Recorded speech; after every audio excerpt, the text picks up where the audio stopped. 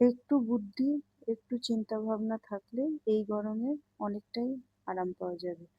মানে ঝটপট সব কাজ হয়ে যাবে। তো চলুন আজকে আমি কিভাবে টাইম বাঁচিয়ে সংসারের কাজ সেরে সবকিছু করি সেটাই আপনাদের সঙ্গে শেয়ার করছি যে কিভাবে টাইমকে আজকে সানডে, এখন বাজছে সকাল 7টা। একদিনই তো সপ্তাহে খুব ভালোভাবে ঘুমাই, না হলে তো প্রত্যেকদিন ভোর 4টে 5টায় উঠতে হয়। তো আমরা এখন মেঝেই সোফাটা যেটা আছে আমাদের সোফা কাম বেড সেটা ফেলে মেঝেতে ঘুমাই। তার কারণটা বলি, আমাদের একটা রুমেই এসি। তো এখন শাশুড়ি মা এসছেন আমাদের কাছে। তো উনি আমাদের কাছে ঘুমান। যেহেতু প্রচুর গরম, একসঙ্গে কি বলুন তো সবকিছুই লাইফে অ্যাডজাস্ট করে চলতে হয়। তো মাকে খাটে দিই। আর আরো একটা কারণ হচ্ছে আমি মায়ের পাশে খাটেই ঘুমাতাম, কিন্তু ঘুমাই না। মা রাত্রে প্রচুর নাক ডাকে, যেটা মানে খুবই একটু বিরক্তিকরই লাগে। তো মা এই যে একাই ঘুমিয়ে থাকে, মায়ের বিছানাটাও ঝেড়ে দিলাম। আর একটা ঘরেই আমাদের সবকিছু, আরো 3টে 4টে ঘর পড়ে আছে। তো রাত্রেই সব বাসন বাটি বেজে রেখেছিলাম। তো এখন বাসনগুলোকে গুছিয়ে নেব। আর আজকে হচ্ছে বাজার করার দিন। আমি কিভাবে সারা সপ্তাহটা মিল প্ল্যান করে গুছিয়ে চলি সেটাই আপনাদেরকে পুরোটা দেখাবো। ভিডিওটা 10 মিনিটের ভিডিও, প্রত্যেকে মনোযোগ সহকারে দেখবেন। আর কেমন আছেন, ডেইলি লাইফের আরো একটি ব্লগে সকলকে স্বাগত। তো রাত্রে যেহেতু বাসন মাটি মাজা একদম শুকিয়ে গেছে, তো আমি সেগুলোকে একদম সাজিয়ে রেখে দিলাম।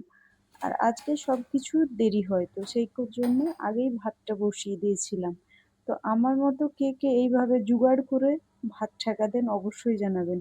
এটা আমি শিখেছি আমার শাশুড়ি মায়ের থেকে, কিন্তু মাকে এখন বললে মাই বলে আমি ভুলে গিয়েছি। তো এইভাবে আমাকে ভীষণ কমফোর্টেবল লাগে ভাত ঠেকা দিতে, যেহেতু আমরা রাইস কুকারে ভাত খাই না, নর্মাল হাঁড়িতেই মানে ভাতটা খাওয়া হয়। তো ভাতটা ঠেকা দিয়ে নিলাম। এই যে বাজার হাট চলে এসছে। তো আজকে আমি সারা সপ্তাহের মিল প্ল্যান করব, কি কি সবজি হবে সেগুলোকে কেটে একদম প্লাস্টিকের কন্টেনারে ভরে দেবো। আর এখন তো আমের সিজন, বুঝতেই পাচ্ছেন। আর গরমকাল মানে তো প্রত্যেক দিনের পাতে লাউ থাকতেই হবে, লাউ ঝিঙে এইসব সবজিগুলো আমরা ভীষণ পছন্দ করি। আর ক্যাপসিকাম, আজকে রবিবার।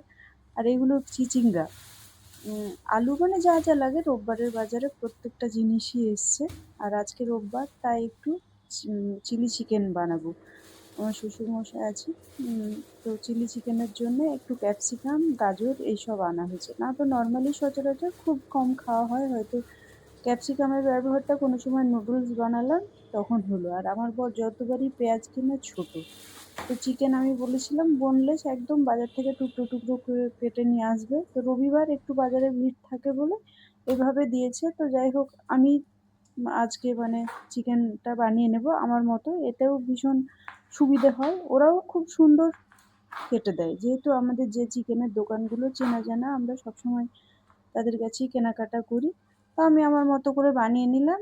আর এতটা চিকেন লাগবে না। তো আমি এখানে 500 থেকে 400 গ্রামের মতো বানাবো। কেন, এত গরমে কিচ্ছু খেতে ইচ্ছে করছে না। রাত্রিবেলায় তো বেশিরভাগ দিন ভাতে জল দিয়ে ছোলা সেনে আলু ভর্তা করে খাচ্ছি। তো চিকেন একদম ধুয়ে নিলাম খুব পরিষ্কারভাবে।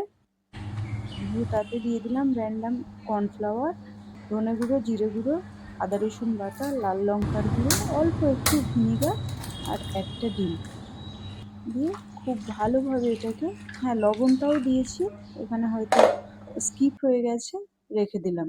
আর তার সঙ্গে সঙ্গে এই যে ঝিঙে, মানে যে যে সবজিগুলো আছে সব কাটিং করে আমি ফ্রিজে রেখে দেবো। কেন, ওই রোজ দিন কি রান্না করব এইসব ভাবনা চিন্তা থেকে মুক্তি। আর তার জন্য সকালবেলাতে খুব ঝটঝট করে কাজও হয়ে যায়। কেন, রান্নাঘরে প্রচুর গরম জানেন, প্রত্যেকের রান্নাঘরে মানে ঢুকলেই মনে হচ্ছে স্নান করে বেরিয়ে এসেছি। তো ঝিঙেটা কেটে নিলাম। আর এই চিচিঙ্গাটা কাটবো, কিন্তু চিচিঙ্গাটা যত সুন্দর দেখতে, আজকে তাকে বানিয়ে পুরো ডাস্টবিনে ফেলে দিয়েছিলাম। চিচিঙ্গা ওইরকম তেতো না কষ্টা, কি যে বেশ স্বাদ হয়। আমি জিন্দেগিতে এই প্রথম দেখলাম যে চিচিঙ্গা জীবনে এরকম হয়। তো এটাকে আপনারা কে কিভাবে নামে ডাকেন সেটা অবশ্যই কমেন্টস করে জানাবেন। তো সবজি কাটিং করে নিয়েছি নর্মাল আমার যে কৌটোগুলো, কিন্তু এই কৌটোগুলো টাপারওয়ারের ভালো কৌটো, এর মধ্যে রেখে আমি একদম ফ্রিজে ভরে দিলাম। কেন, কোন কোন সবজি কোন দিন করব এইভাবে করলে দেখবেন টাইমটাও কম লাগে, রান্নাঘরে বেশি থাকা যায় না। আর আপনাদেরকে দেখাই, এই যে দেখুন গরমে আমার কি অবস্থা। আর রান্নার সময় আমি নাইটিটাই পরি, মানে যেহেতু কমফোর্টেবল লাগে সেই জন্য। আদারওয়াইজ আমি স্নানের পরে আবার ড্রেস চেঞ্জ করি। তো এখন চলুন এবার ক্যাপসিকামটাকে, এটা মনে হয় লেডি ক্যাপসিকাম, যেহেতু ক্যাপসিকামের আমি একটা ভিডিও দেখেছিলাম, দেখার পরেই মনে হলো।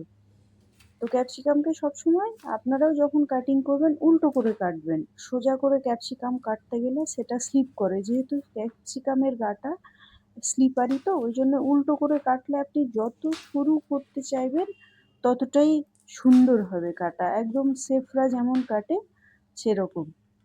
যদিও আমি এটা একটা ভিডিও দেখে শিখেছি। ক্যাপসিকামটা কেটে নিয়েছি, আর আমি এখানে একটা নিয়েছি পেঁয়াজ, এটা বড় সাইজের, বেশি দেব না, কেন আমাকে বেশি হচপচ একদমই ভালো লাগে না, যে অনেক বেশি হয়ে যাবে। তো এবার পেঁয়াজটাকেও আমি টুকরো টুকরো করে কেটে নেব, চিলি চিকেনে যেমন দেয়। দিয়ে এই যে পাপড়িগুলো আমি একটা একটা করে ছাড়িয়ে নেব, পেঁয়াজের পাপড়িগুলোকে। তো এমনি নর্মালি আপনারা চাইলে আরও বেশি অ্যাড করতে পারেন, ঝালটা বেশি অ্যাড করতে পারেন। আমি আজকে ঝালটাও দেব না, কেন ঝাল গরমে পছন্দ হচ্ছে না। কড়াইয়ে তেল দিলাম, চিকেনটা যেটা আমি ম্যারিনেট করে রেখেছিলাম ভেজে নেব। কিন্তু একটা জিনিস খেয়াল রাখবেন, ওভার কুক করবেন না। ওভার কুক করলে চিকেনের যে একটা জুসি ভাব থাকে সেটা কিন্তু নষ্ট হয়ে যাবে, আর ড্রাই হয়ে গেলে চিলি চিকেন হবে কিন্তু সেই স্বাদটা আসবে না। তো হালকা গোল্ডেন ব্রাউন করে ভেজে নেব। চিকেনগুলো দেখুন প্রায় ভাজা হয়ে এসছে। তো এবার একে আমি তুলে নেব, তুলে একটা আলাদা পাত্রে ট্রান্সফার করে নেব। এর থেকেও লাল করে ভাজা যাবে না। আর ওই তেলটা কিছুটা কমিয়ে দিলাম, তার মধ্যে পেঁয়াজ ক্যাপসিকাম দিয়ে দিলাম, দিয়ে এখানে কিছুটা লবণ অ্যাড করব, যেহেতু ক্যাপসিকাম আর পেঁয়াজটা একটু হালকা নরম হয়ে যাবে তার জন্য। দিয়ে হালকা পাতলাভাবে নাড়বো, খুব বেশি ফ্রাই করার দরকার নেই। অল্প একটু সয়া সস, একটু গ্রিন চিলি সস, আর তার সঙ্গে দিয়ে দেবো চিকেনটা, দিয়ে খুব ভালোভাবে এপার ওপার করে নেড়ে নেব। আপনারা চাইলে চিলি চিকেন তো ঝাল ঝালের জন্য অনেক বেশি লঙ্কা দিতে পারেন, আর অ্যাড করলাম একটু টমেটো সস। আমি আজকে আবারও বলছি যে ঝালটা দেবো না, তার কারণ আছে। দিয়ে এইভাবে হালকা হালকাভাবে নেড়ে নেবে। আপনারা চাইলে এই গ্রেভি যদি না করতে চান টস করে নামিয়ে দিতে পারেন। আপনারা রসুনটা স্কিপ করতে পারেন, আমি এখানে রসুন অ্যাড করলাম। আর বাটিতে যে মশলাটা ছিল ওটা ধুয়ে একটু জল দিয়ে দিলাম।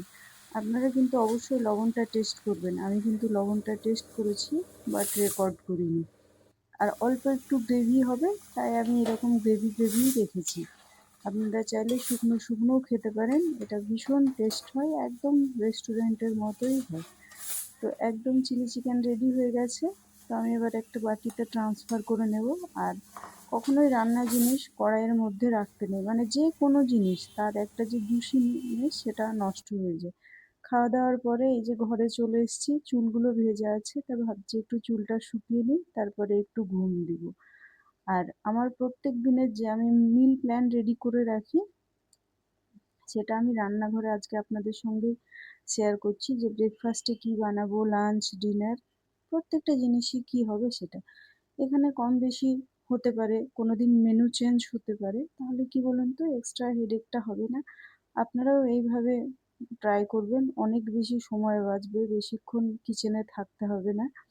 এখন তো মানে আমের সিজন, তো আম তো প্রত্যেকদিন ভাতের সঙ্গেও থাকবে, কিন্তু সকালবেলায় দই চিড়ে আম খাওয়ার মজাই আলাদা, মানে ব্রেকফাস্টে।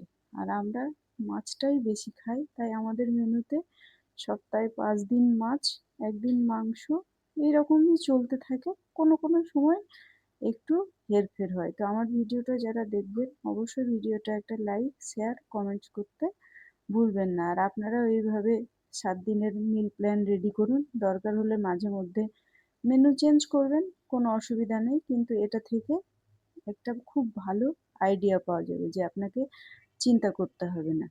আর ইচ্ছে হলে রাত্রিবেলায় সবজি টবজি কেটে আপনারা রেখে দেবেন, তাহলে ঘুম থেকে উঠে ভাবনা চিন্তারও কোনো ব্যাপার নাই। আর প্রত্যেকটা জিনিসই আমার এখানে আছে। আমি তো সকালবেলায় এটা দেখি, দেখেই রান্নাবান্না শুরু করে দিই। সবজি আমি কেটেই রাখি। তো প্রত্যেকেই ভালো থাকবেন, সুস্থ থাকবেন।